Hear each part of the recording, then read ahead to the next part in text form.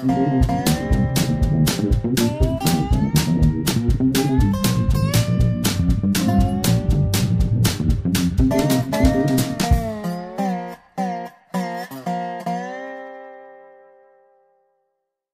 is Dave Monk, Prairie Monk, WEFT Champaign 90.1 on your FM dial. And Dave is on the board. We have Urbana Sister Cities program on this morning, and we're a little bit discombobulated because we're trying to get a lot of people in together. And so let me hand over to you. Thank you, David.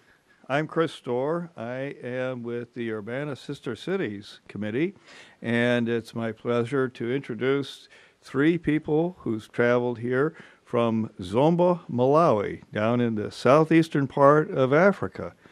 I'd like to introduce Mr. Alec Chima. Say something, Alec. Yeah, my name is Alec Chima, Director of Administration, Zomba City Council. Muli Bwanji. And also Ian Delosi, City Engineer. Good morning, everyone. And Mr. Innocent Malambo, who is from the Environmental Public Health. Innocent? Yes, I'm Innocent Malomo from Malawi. I'm an environmental health specialist. Zikomo. Zikomo. Thank you. Alec, would you like to, or Ian, would you like to tell us a little bit about the projects that have done at the in Zomba with the Urbana Sister City Committee? Thank you very much. Good morning once again.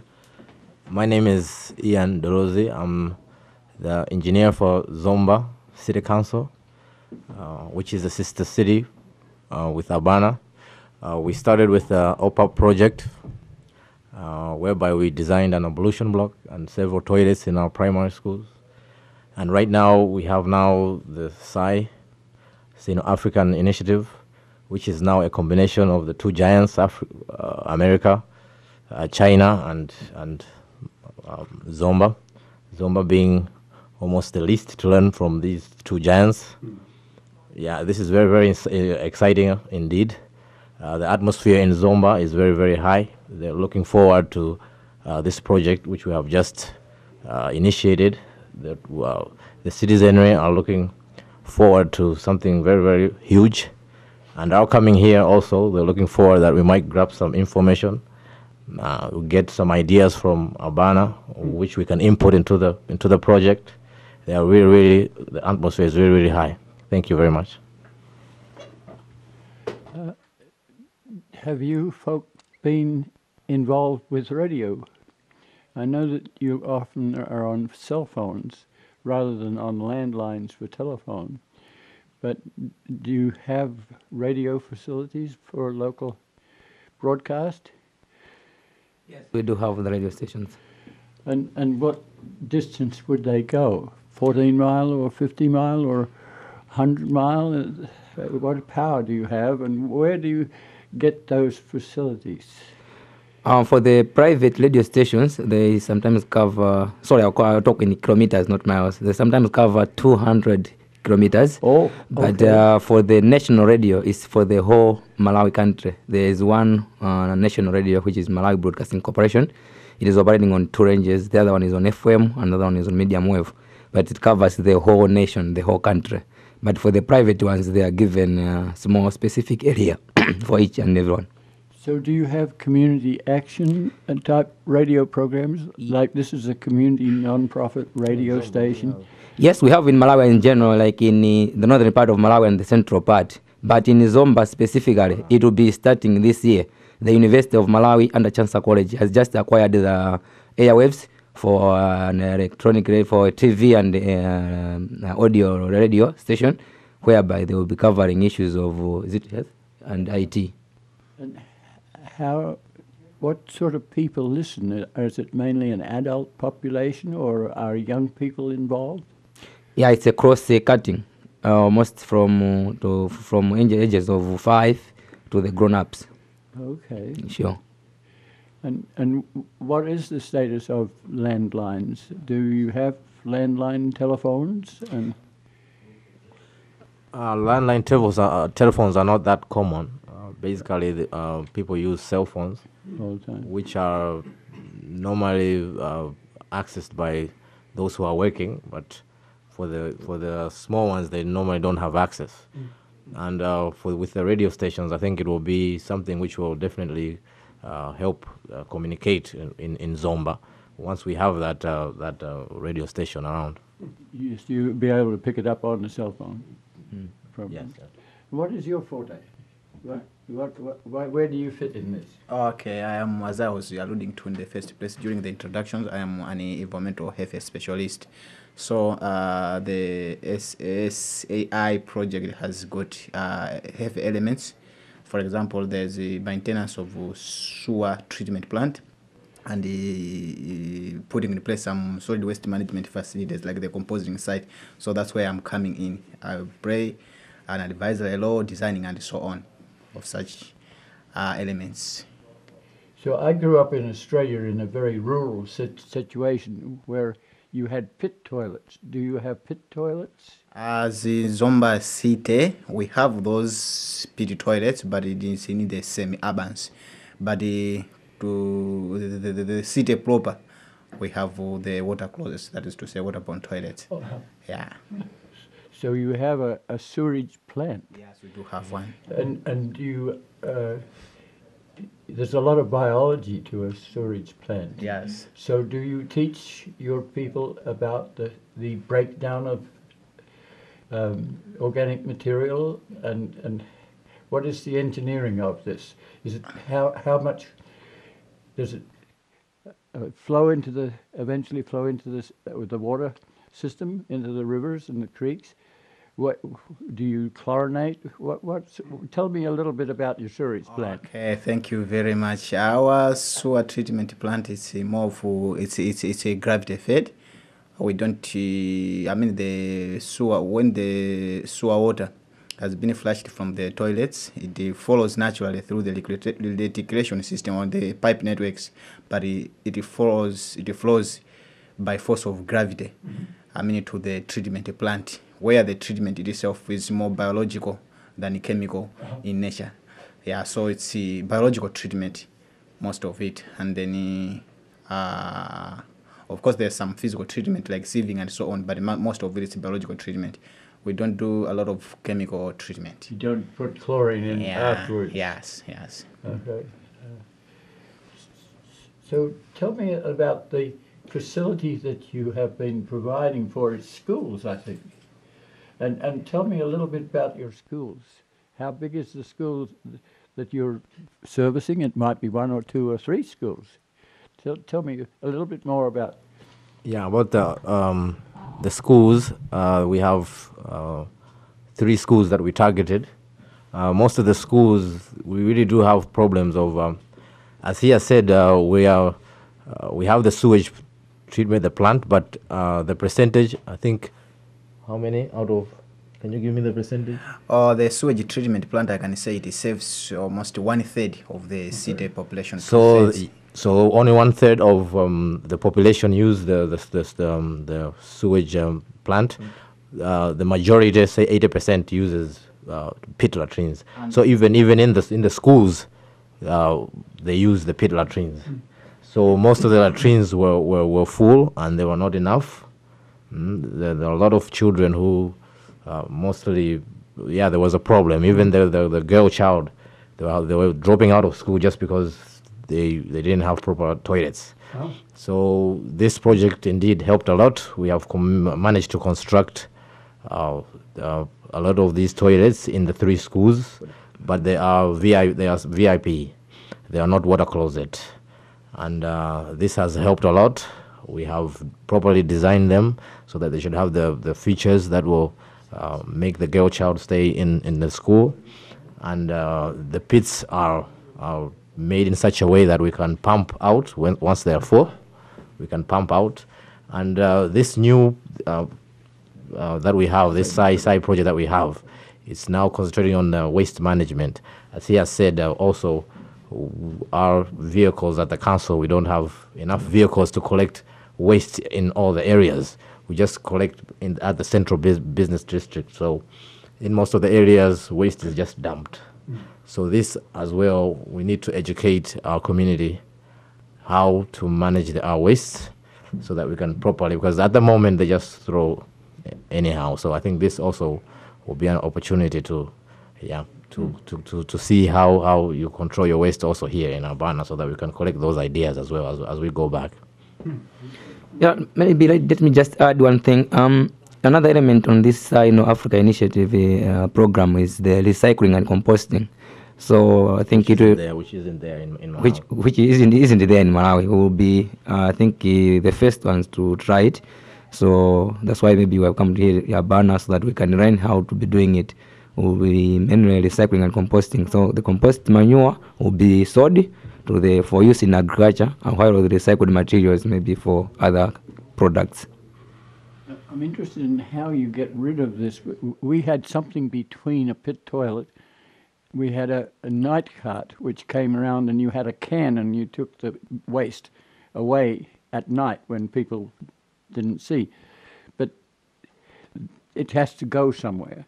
So when you evacuate your pit toilet, and you use cans, which we used to use, and a truck would come around and pick that up,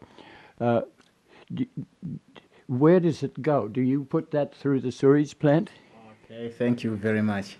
Actually, the toilets which we do have in Malawi, let me first start by saying sewer water, or in fecal matter, is managed in 3 ways in Malawi. First, we have pit latrines, that is to say pit toilets. Then we have water closets which are connected to the sewer system, and we have other water closets which are connected to septic tanks. Now, the water closets which are connected to the septic tanks are in majority. Yeah, so when the septic tank is full, normally people do call for a vacuum tanker, which pumps the sewer water from the septic tanks and empty that at the sewage treatment plant.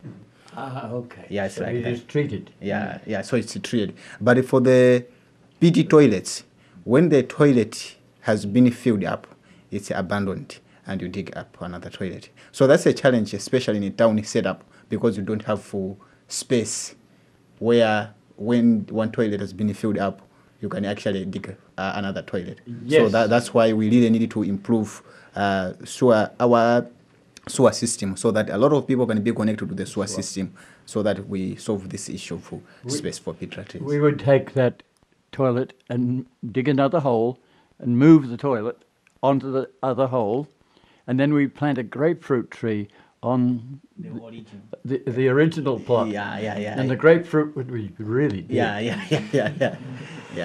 So how do you farm this? You mentioned composting, but do you use this as farmland fertilizer? Yes, indeed. We use it as farmland fertilizer. The problem is that we have, because we have a dumping site in Zomba City Council has a dumping site, and we have a lot of encroachers, which a lot of people are coming into our dumping site since we don't have, it's not fenced.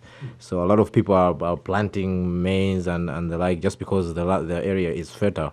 So we have that idea that maybe if we have a composting site and we create manure out of that, a lot of people can benefit from it. They can get that and put it in their gardens.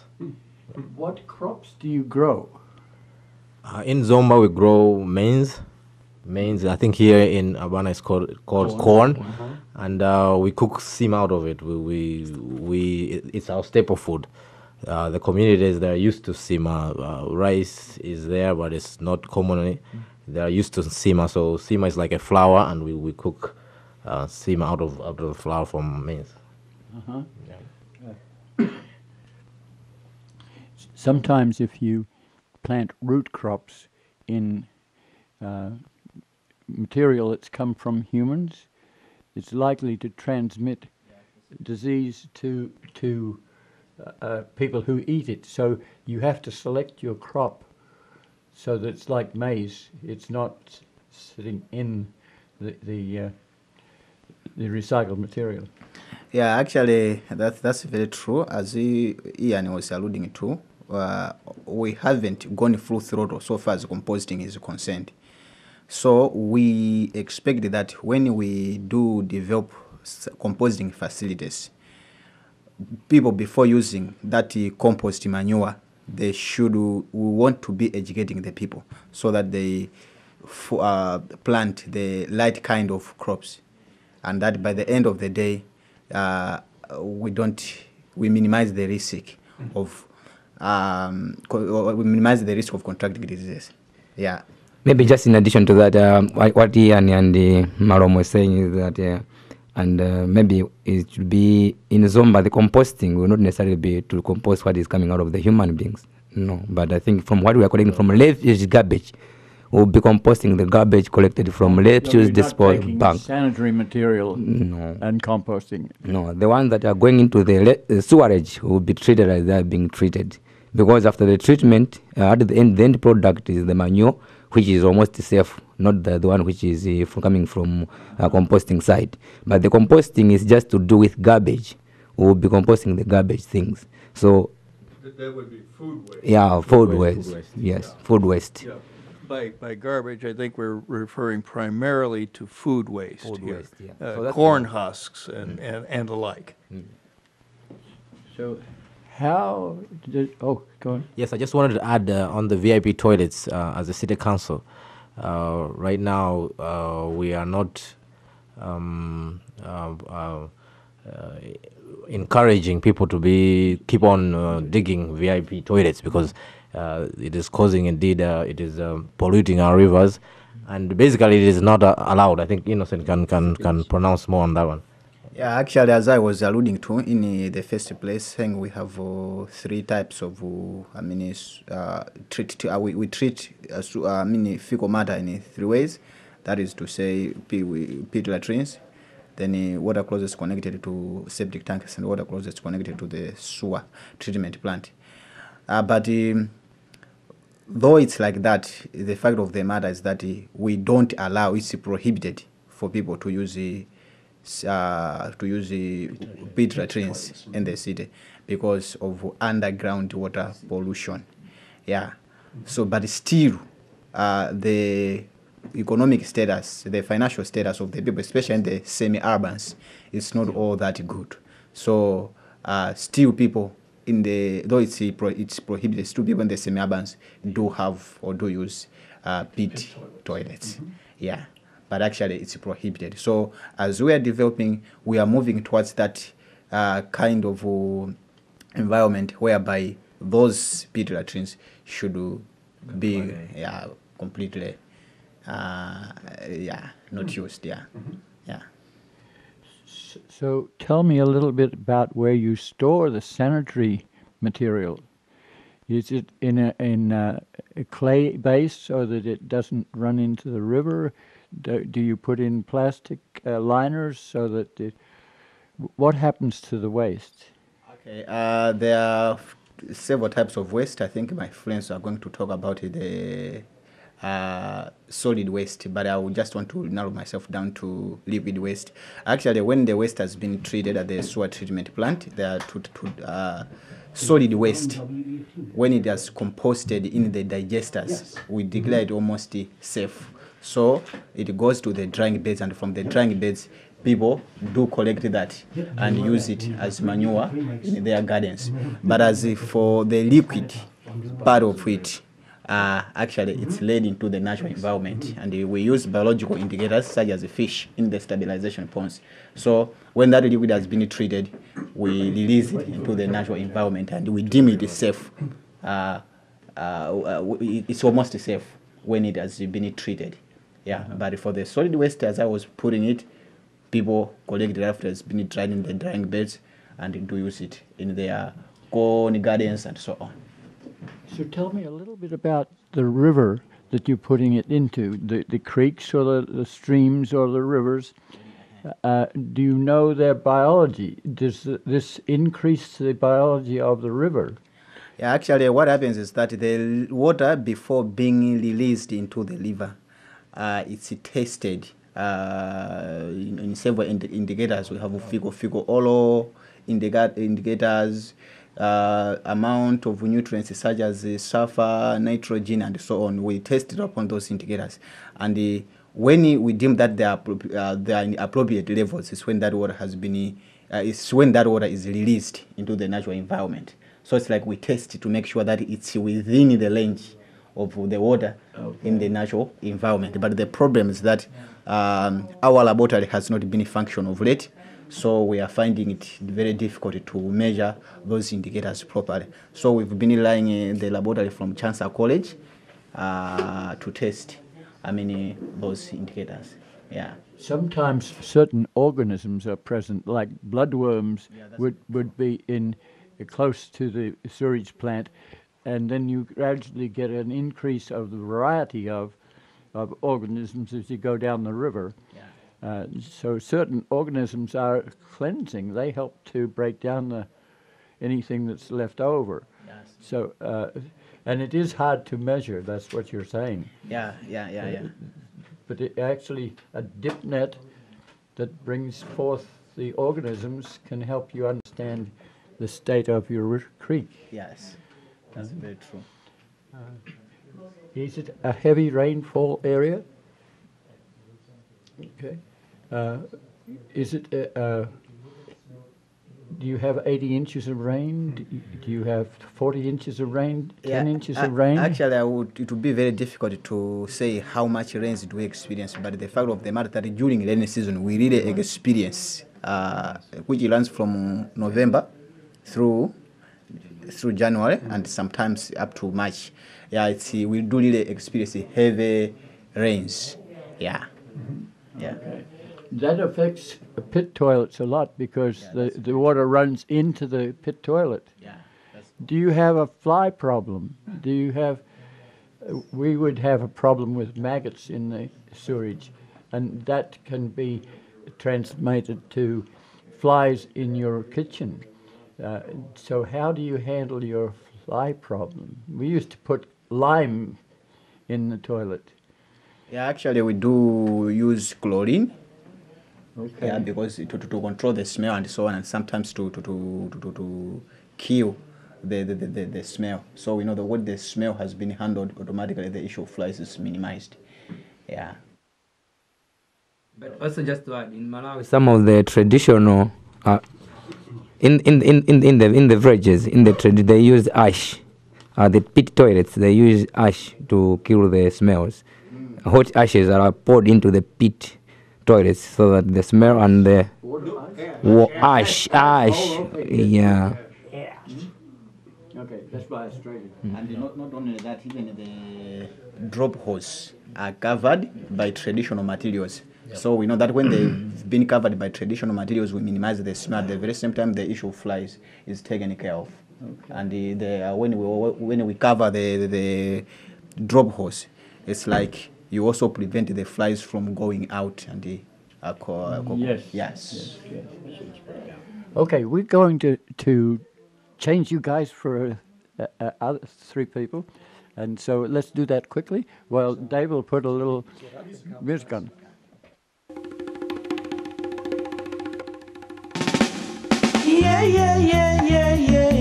Ngo bampasi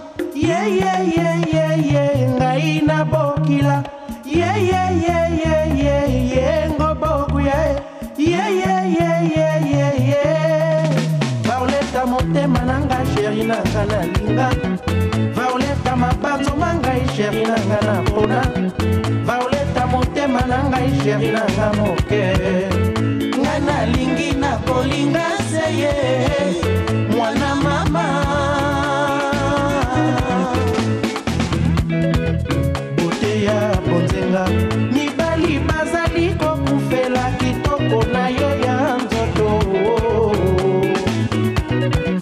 bote naturele yo qui vivra verra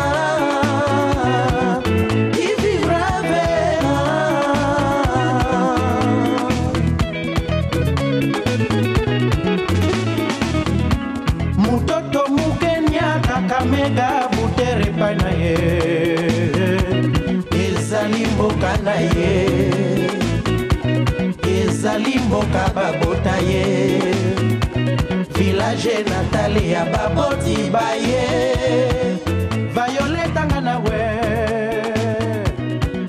Violeta yo motema, Violeta fleur rose, Violeta yo yo yo, oh, Violeta mama mi. Let's strive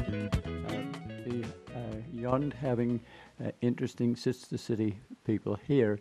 So bear with us a little bit.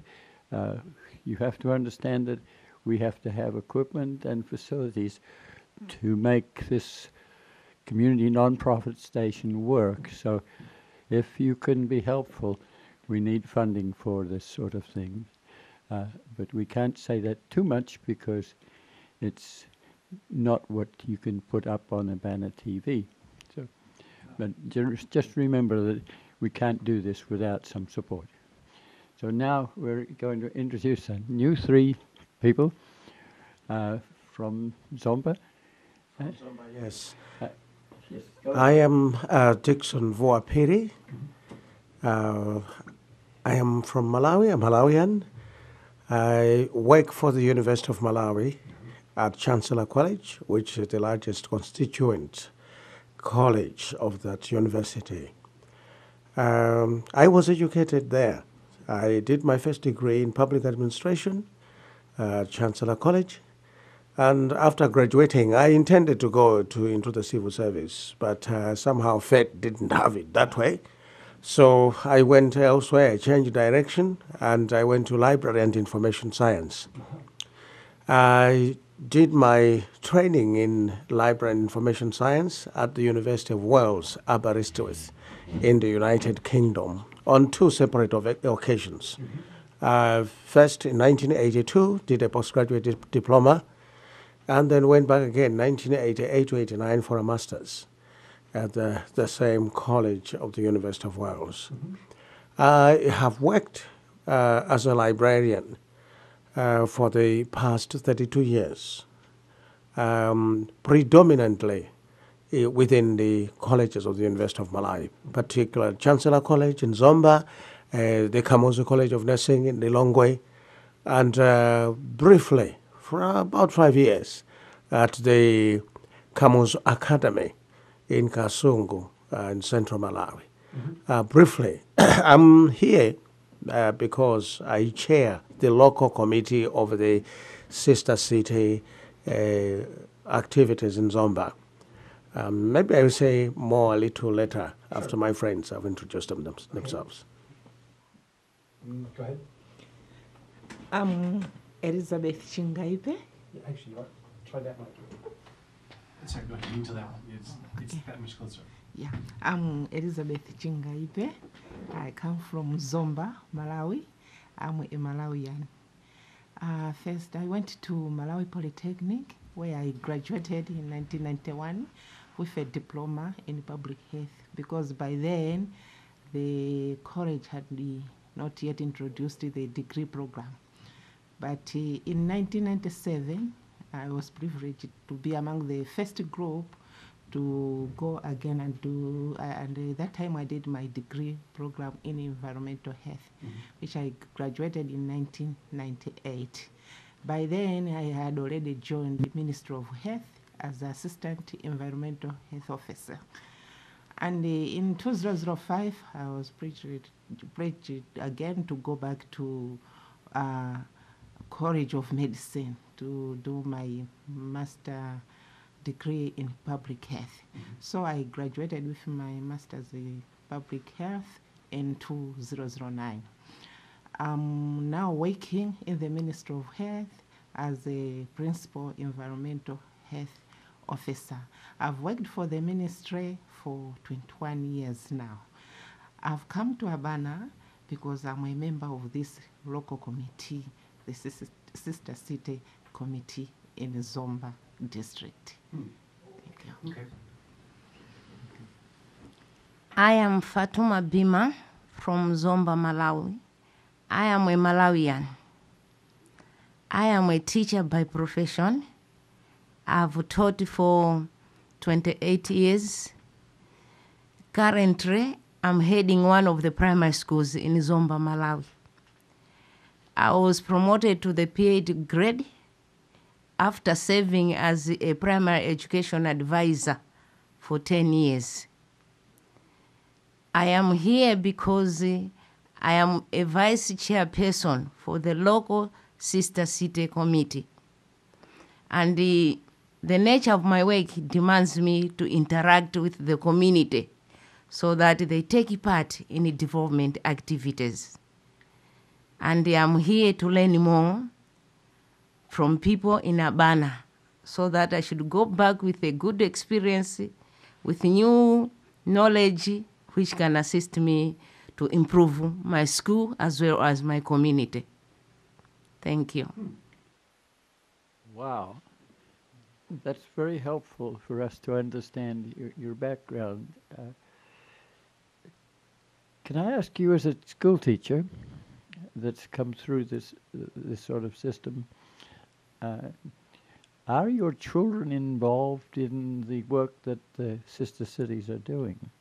When you get together, are the children part of it? Yes, my learners, previously we had an interaction through letters. I remember when the first group of our sister city relationship from Urbana visited Malawi, they brought out some letters from one of the schools in Malawi, from Urbana. Then we had also to respond to the letters, which were sent back to Urbana. And now we want to build this strong relationship to see exactly what our friends are doing in terms of education in Urbana, especially in the primary section. Do you have enough schools to handle your people? I know other people who are working in the African communities, and they put up one school, and then they needed another school, and then they needed another school, and all were very successful. Are you in that sort of situation? We have schools in Malawi, but the only challenge we have is that the enrollments are high. The infrastructure is not adequate enough to accommodate all the learners. So we have a high enrollment in our schools. For example, my own school, I have 2,100 learners. Wow. Okay. Can I ask you to say something about administrative things? You're working with a lot of people in the community, I assume. Does this include churches? Does it include ethnic groups that are different?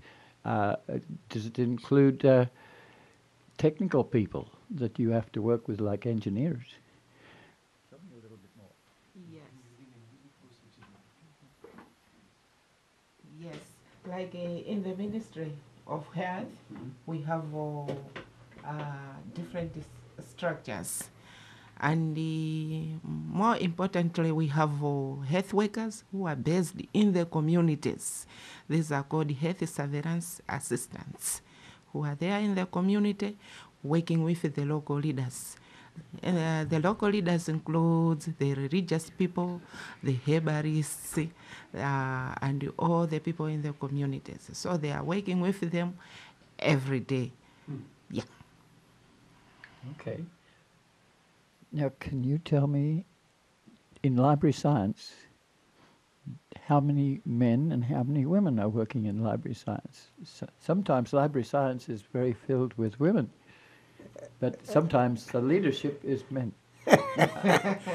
In a way, that's the case in our situation, but we have got many men still working in the library sector within our university.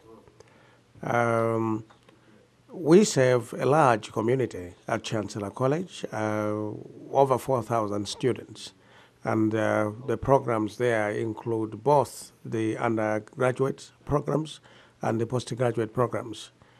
So we have quite a lot of work to serve, particularly because students in Malawi and probably other developing countries rarely buy their own books. They do not have adequate funding to buy their own books. They rely heavily on what the library provides. So there's a lot of pressure on the library resources. But we have an atmosphere of where we interact with a lot. As a librarian, I interact with both the academia, the academic members of staff, administrative members of staff of the college, as well as the students themselves. So are the books out of date already? Well, we can say we have got a mixture. We do buy some ourselves, not adequate, of course. I mean, because you're in an electronic world, are your students becoming cell phone users rather than book users? Mixed. They say there's a growing number. The number of cell phones is... So you're a library and other resources personnel. Truly. Actually, when I say librarian, I mean librarian in the modern sense. Not a librarian strictly of print, but of both the electronic world, media, as well as the print. So we do have information that is accessed online, in electronic journals and e-books, as well as the print. We have an increasing number of students who are now using their laptops and so on. Surprise, surprise, it's a developing country, but these things are cutting across now. Are your children teaching their parents how to use computers? Well, yes, I would say that that is trickling in up to the older generation. But we also have an increasing number of curious older folks who actually would like to know how to use computers. As for the cell phones, I think because they have got a special utility that, you can, even if you're a charcoal seller, an ordinary business person, the communication you make is very essential for your enterprise. So the number of cell phones is really burgeoning. It's growing very fast. How do you get these people together we have, sometimes some places have separation of their resources when they're working with each other. How do you convince people to do things like sort out their garbage so you have compost and you have sanitary and you have those sorts of things? Okay, like in Malawi, we are not yet doing the separation of waste, but in the communities, we encourage people to dig these rubbish pits. That's what they are using now. Yeah, but if they have materials which they feel they cannot handle them on their own, it's when they put them like in the bins and dispose them in the designated places. But in the rural setup, they use the rubbish pits. That's what they are using now. But we do that through the local leaders, the chairs. Like in the villages, we make sure that everybody has got his own rubbish pit. So if there are problems, we always go through these local leaders. The people we rely on, they are the traditional village headmen in the rural setup. But it's by sensitivity rather than by policing. You don't have police going around. Maybe I can tell. Yes. My role as a head teacher, I'm also involved in interacting with the community members through PTA. So when we're doing this program, it's easy for us to convince our communities through sensitization meetings.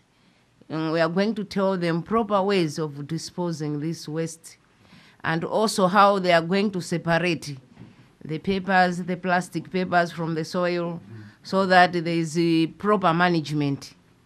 So it's easy through our interactive meetings with the communities. They can learn more. Slowly by slowly, they are going to do it in the right way. By the way, PTA Parents means... Teachers Association. Yeah, yes, I just want that one to be clear. I would just kind of add on to amplify some of what Fatuma and Elizabeth said, in that Malawi, more so than many countries, has very low littering, The people have quite a bit of pride in their country, and they manage their waste very carefully. They reuse a lot of the waste as much as they can, and that the probably the most important aspect of the Sino-African initiative for project that we are engaged in is going to be hinge on the public participation of source separation, voluntary source separation. And so this is probably the most important part of the work. Without that, the project will not succeed. Mm-hmm. Thank you.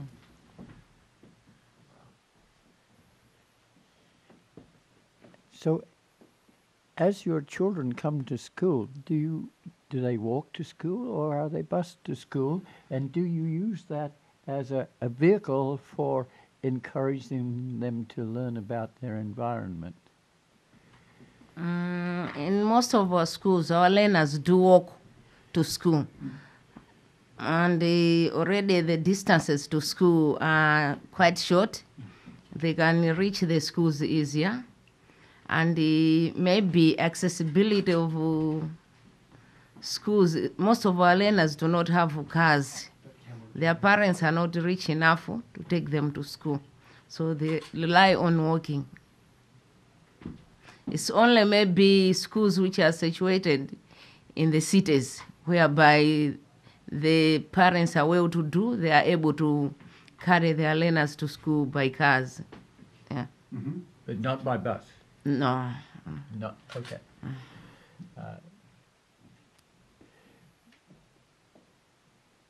I'm trying to think what to ask you next. You might have some thoughts as to what you might want to tell us.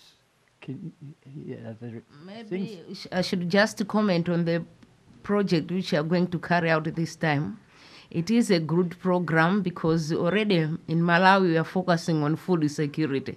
So if you are doing the waste management, it's easy for the composting of manure to improve our soil fertility. In terms of fertilizer, already it's expensive. Some people do not manage to buy the fertilizer. So it's complementing whatever we're doing in our country. This is the best program to our country. So does your school have a little garden plot? Yeah, we have demonstration plots, we have flower beds, whereby we're going to use the manure to apply to our gardens. And we are going also to have demonstration plots so that people can learn more from our schools. So how do you get your water to water the plants? Fortunately, my school is located near a river, so it will be much easier for me to implement this program. But there's also piped water. The city of Zomba is very fortunate. Zomba itself is a mountain. And the city is just below that mountain. And the mountain is a good catchment area of a lot of water, of rain.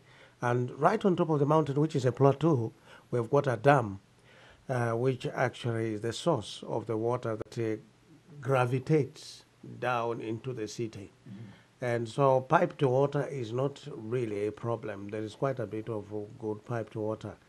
And most schools, primary schools as well as secondary, have got piped water. There are taps that can also be a source of water to use, not only for drinking and washing, but also even for watering school gardens and other activities.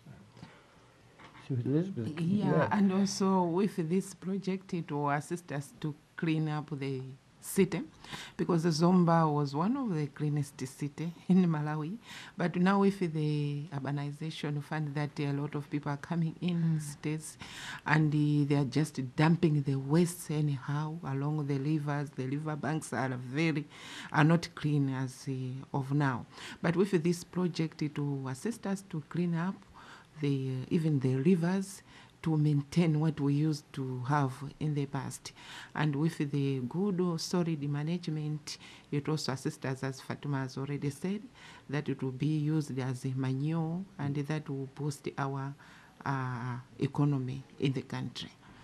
When you clean up a river, for instance, Are you using your women to do this, or is that done by men? Tell me a little bit about the relationship between men and women in your educational system. Yeah, it will be for both men and women, but I'm sure, you know, these wastes come from the kitchen. They are generated by women. So we will make sure that we also involve the women, more especially on the separation part, that they should do it right there in the kitchen before they are dumping it. So the cleaning up of the rivers, it will be by both the men and the women as well.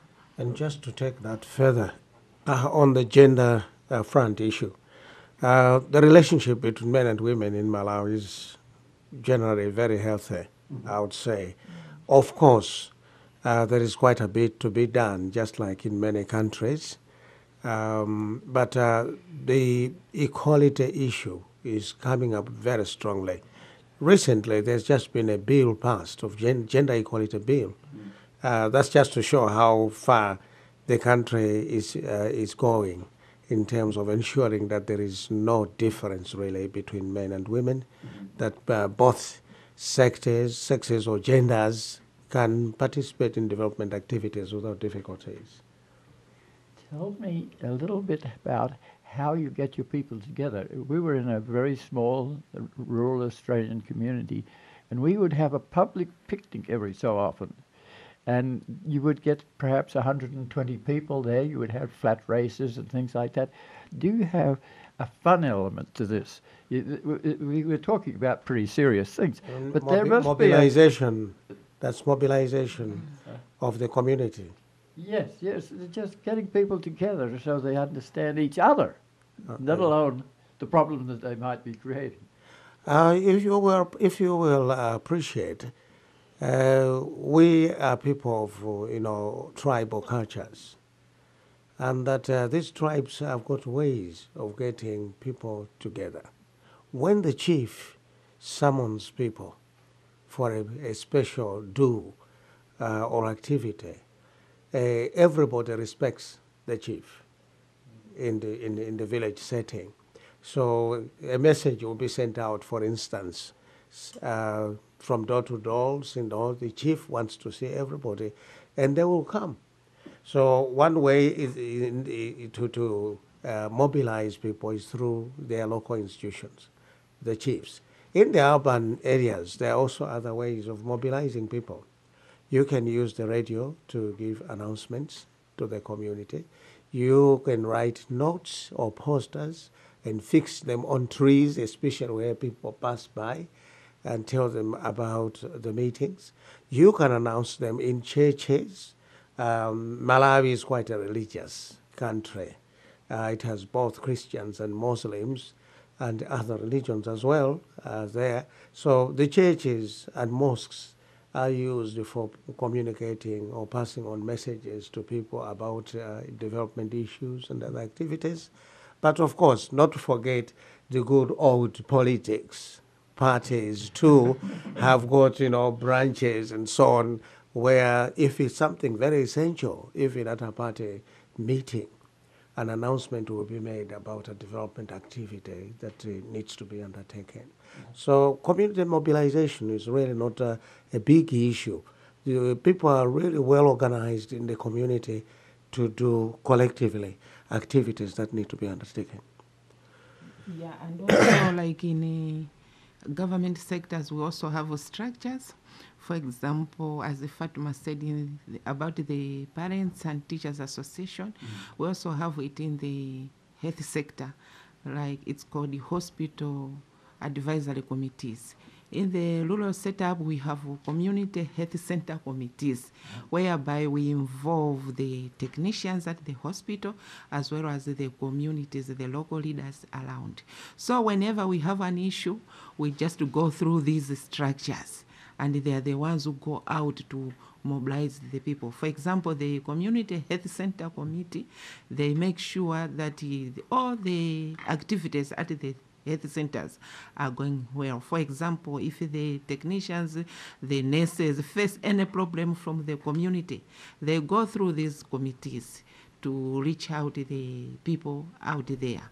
For example, here, like in Zomba now, we have the Hospital Advisory Committee. They are the ones who are making sure that the structures which were built by through this partnership, the Sister City Committee, because they provided us with toilets at the Guardian Shelter. The Hospital Advisory Committee is the one making sure that it's kept clean, nobody vandalizes the facilities there. So it's everywhere. Even in the agriculture sector, they have their own committees to make sure that they reach people the way they want. Can you tell me where the animals fit in this? Do you have a school pet? Do you have a place where people can actually touch an animal and share life with that animal? Do they come to school on horseback, perhaps, or on? How do you handle the creatures that are around you? Some places, the goats have gotten wild and they take up a lot of the vegetation. How do you talk to people about their animals? Maybe you have not experienced that in my country. In terms of animals, they are controlled. And being maybe a city setting, we have never had that experience. We have just had locally. The animals really are a responsibility of those who own them, domestic animals, that is. If you have a dog or dogs, you have to make sure that they are properly tethered, controlled. If you let them run wild, there's the risk that they may spread rabies, and the government will take action and actually dispatch or that's put to sleep any animal they suspect may be spreading, maybe an agent of rabies. So animals really are a responsibility of the owners. If you've got goats, pen them up. And if they have to be grazed, then take them out to graze. But we don't have a problem of domestic animals in the city. As for the wild animals, you may be hearing about Africa having lions, leopards and so on, but these are not easily available now. They are in the national parks and game reserves.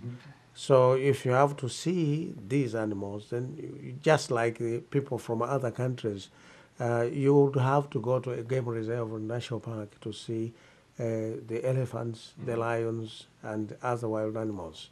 But the animals that you would normally interact with are the domestic animals. Of course, there are those that are very docile. Sometimes they'll pop up, like the monkeys and baboons. These will actually come in, but they don't really cause much harm to anybody. And they are protected, really. They are not just destroyed anyhow. Okay. Well, a minute and a half. I think we have to say goodbye. Fatima and Elizabeth, and I forgot. Thank you for the good interview. And what is your name again? Dixon Vuapiri. Yes, okay.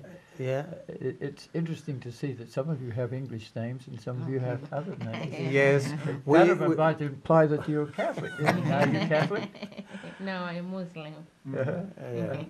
Well, thank you very much for coming and doing what you do. And yeah, so I feel like hugging you for doing what you're doing. And that's why I asked about the animals. I wasn't thinking about the lions. I was thinking about how you would stroke an animal in your schoolyard. Thank you. So, Thank Yeah, you. we're very thankful too to be here. This has been a wonderful time, and we hope this message will actually get to as many people as possible. We would like many people to come and visit Malawi. Yes. We want as many people as possible to visit Malawi. It's a very beautiful country. We've got a lot for people to see, a beautiful lake, national parks and game reserves, but also very friendly, warm-hearted people. The green vegetation. okay. And in the couple of seconds that we have left, actually, I'm going to steal a little bit of time from the next program to let you know, if you'd like to meet these folks, you're all going to be at the Mixer, I take it, on Tuesday? These folks are all going to be there. I've turned off all of their mics. I've hogged them all. This is my one chance to actually say something, I guess. So you should know that this coming Tuesday, March the 26th, at the Independent Media Center in downtown Urbana, 202 South Broadway, you can meet these folks and quite a few more folks, I gather, at the Malawi Mixer number 4. You can hear, it says here, music. There'll be dancing. You can meet new friends, including these folks here in the booth right now and the ones you heard in the previous half hour, and there will be soul food there as well. It gets started at 5:30 and it runs until 9 p.m. One more time, that will be the Malawi Mixer this coming Tuesday, March the 26th, at the Indie Media Center. That's 202 South Broadway in Urbana. We've now gone almost one entire minute over into Shruti Music of India, so it's time for us to get out of here. Let's see. The views and opinions expressed are solely those of the speakers, do not necessarily reflect those of WEFT, its Board of Directors, Associates, Station Manager, or Prairie Air Incorporated. And this is WEFT Champaign, 90.1 FM. We are community radio for East Central Illinois.